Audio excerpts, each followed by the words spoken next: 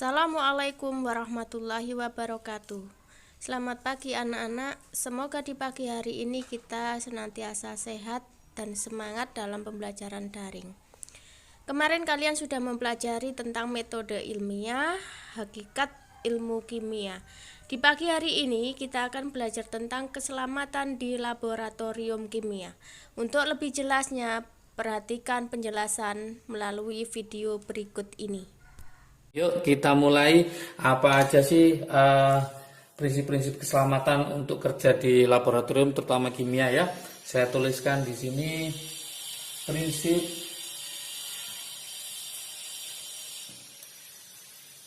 prinsip keselamatan kerja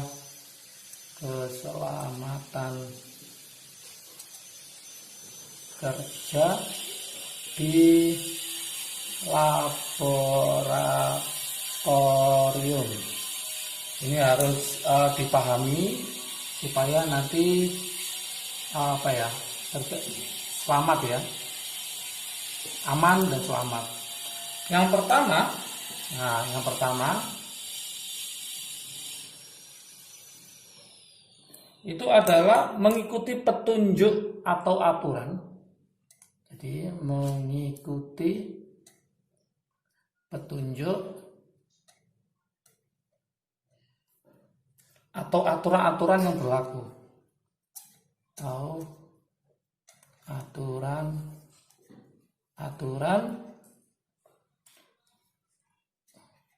yang berlaku dalam laboratorium tersebut. Jadi harus ngikuti. Kalau nggak ngikuti, maka jangan salahkan nanti keselamatan dan keamanannya juga terganggu ya laboratorium. Yang kedua, setelah mengikuti petunjuk-petunjuk atau aturan-aturan dalam laboratorium, maka yang kedua adalah mengetahui dan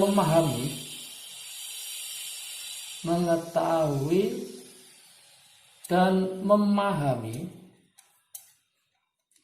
apa? Yaitu bahan-bahan kimia. Bahan kimia dan peralatan apa saja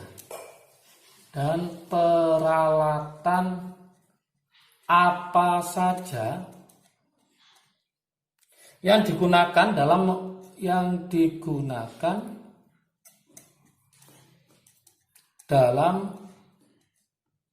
melakukan kegiatan laboratorium. Jadi harus tahu ya apa aja peralatan untuk melakukan kegiatan laboratorium. Oke, yang ketiga, ini juga sangat penting ya. Setelah kita mematuhi peraturan, kemudian kita mengetahui dan memahami bahan-bahan kimia, maka yang ketiga memahami prosedur kerja praktikum. Memahami prosedur kerja praktikumnya. Kadang ada masuk ke laboratorium dia tidak memahami kerjanya apa nanti di laboratorium tersebut, maka kita harus memahami dulu. Kemudian yang keempat, prinsip keselamatan ini kalau dijalankan ya nanti aman ya kerja di laboratorium. Yang keempat adalah selalu menggunakan perlengkapan pelindung tubuh. Selalu menggunakan perlengkapan pelindung tubuh. Jas lab boleh ya, wajib itu ya, supaya nanti tidak terjadi hal-hal yang tidak diinginkan. Kemudian yang kelima itu adalah menggunakan peralatan secara hati-hati. Jadi harus berhati-hati, jangan gurau apa-apa ya, menggunakan peralatan secara hati-hati dan cermat ya. Nggak boleh bergurau atau apa, jadi harus konsisten. Nah, untuk menunjang keselamatan kerja diperlukan pengetahuan apa aja ya? Untuk menunjang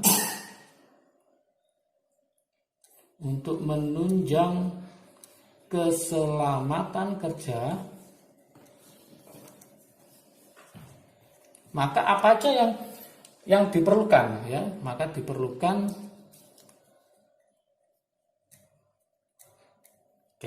yang pertama itu adalah harus paham tentang alat-alat yang digunakan.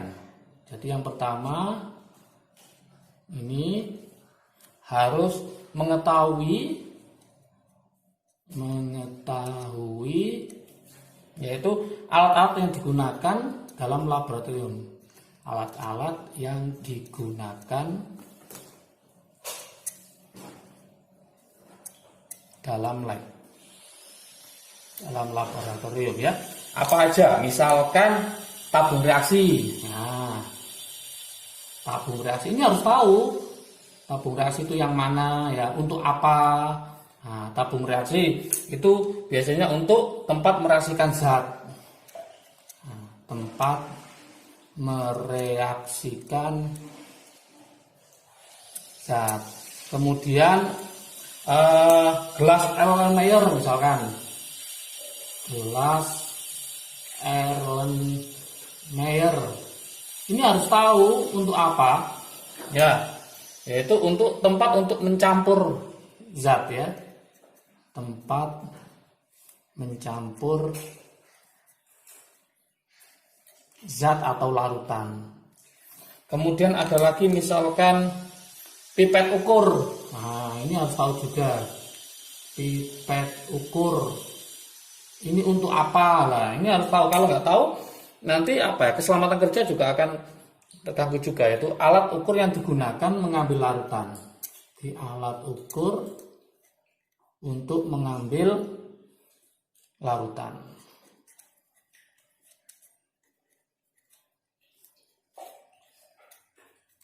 Kemudian untuk menunjang keselamatan kerja yang kedua diperlukan yaitu untuk bisa dia mengelola bahan kimia. Jadi yang nomor 2 itu bisa nggak dia mengelola bahan kimia? Mengelola bahan-bahan kimia. Oke. Kalau bisa mengelola bahan kimia maka keselamatan kerja juga akan aman ya. Oke, gimana mengelola bahan kimia? Contoh, gunakan spatula misalkan. Gunakan spatula untuk mengambil bahan kimia padat ya. Untuk mengambil bahan kimia yang padat, jadi digunakan spatula dan hindari kontak langsung dengan tangan dan hindari kontak langsung dengan tangan. Ini contohnya mengelola bahan nanti supaya nggak berbahaya ya. Oke. Yang kedua bisa jadi misalkan harus tahu bacalah label. Bacalah label pada wadah. Pada wadah ini harus sering dilihat ya. Dan pastikan pengambilan bahan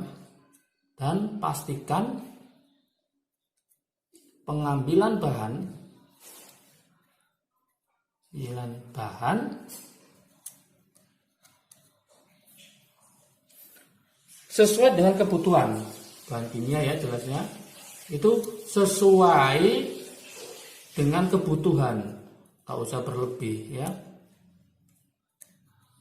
Oke. Ini salah satu contoh cara mengelola bahan kimia. Kemudian setelah itu apa aja yang untuk menunjang alat keselamatan kerja? Oke, yang nomor 3 itu adalah yaitu pengenalan bahan kimia ya. Oke, jadi harus paham juga pengenalan bahan kimia.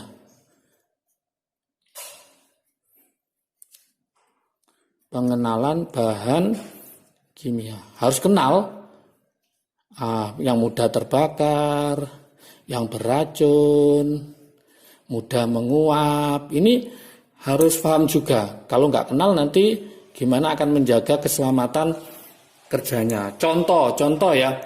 Asam sulfat. Contoh ini, asam sulfat teknis ya, asam sulfat teknis.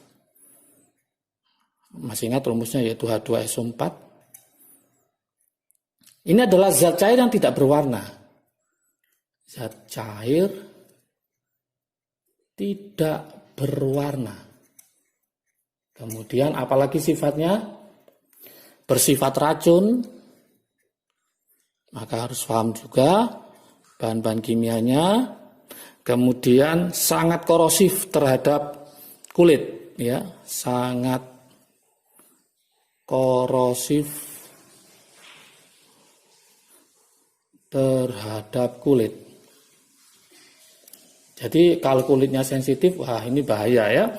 Oke, kemudian nanti dan juga dapat merusak kain ya, dan juga dapat merusak kain. Maka harus hati-hati yang teknis ya. Nah, kalau nggak paham tentang bahan kimia, takutnya nanti keselamatan kerjanya juga akan bermasalah gitu ya. Oke, yang kedua, contoh bahan kimia yang kedua yaitu etanol misalkan ya. Etanol ini adalah alkohol, termasuk alkohol yang berupa zat cair ya, berupa zat cair tidak berwarna, zat cair ini korosif ya, cair tidak berwarna. Kemudian mudah menguap dan terbakar. Jadi harus hati-hati. Mudah menguap dan terbakar.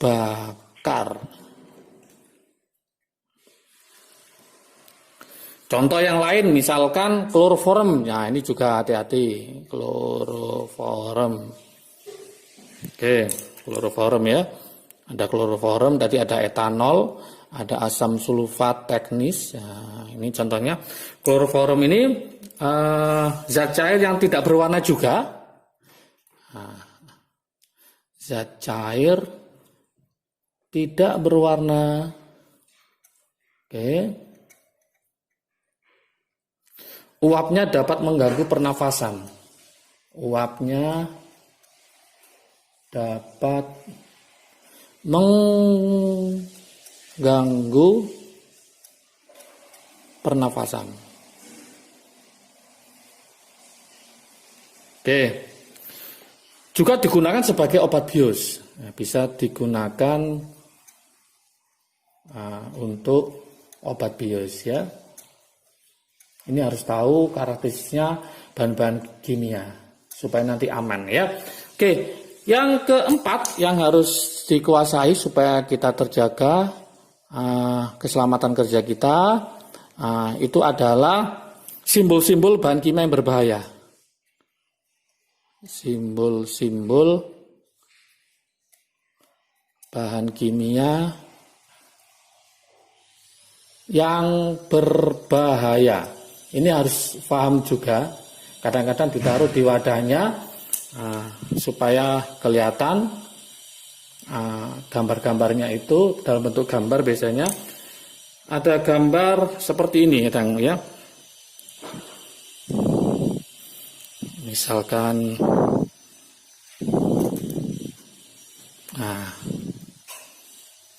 ada gambar seperti ini. Nah, ini nantinya adalah mudah terbakar.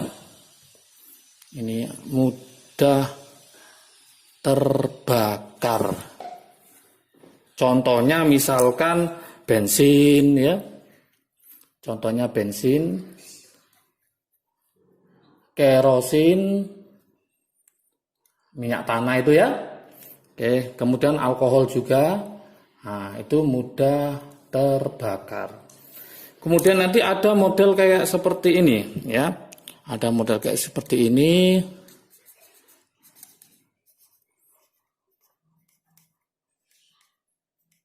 Nah, seperti ini. Ini artinya adalah mudah meledak ya. Mudah meledak. Ya, ini hati-hati. Mudah meledak. Oke. Contohnya misalkan campuran hidrogen dan oksigen. Campuran hidrogen dan oksigen. Mudah meledak ya. Kalau kita nggak tahu simbol-simbolnya, langsung ya berbahaya juga. Kemudian nanti kalau ada seperti ini, misalkan saya buat seperti ini ya. Oke. Ini hati-hati nih anak kecil ya.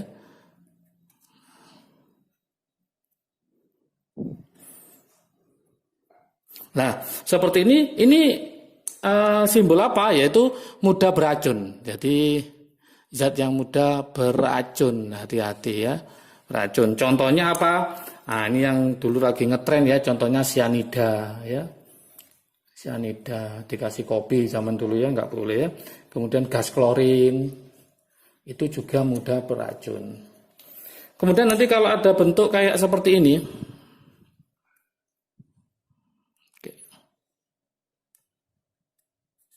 nah, kayak seperti ini misalkan ya, kali ini, itu artinya membuat iritasi. Jadi ini membuat iritasi. Ini harus tahu semua simbol-simbolnya ya, membuat iritasi. Nah, contohnya apa ya? Seperti kloroform, kemudian uap bromin, ini membuat iritasi ya. Alkohol juga bisa ya. Oke, kemudian nanti ada bentuk seperti ini, misalkan.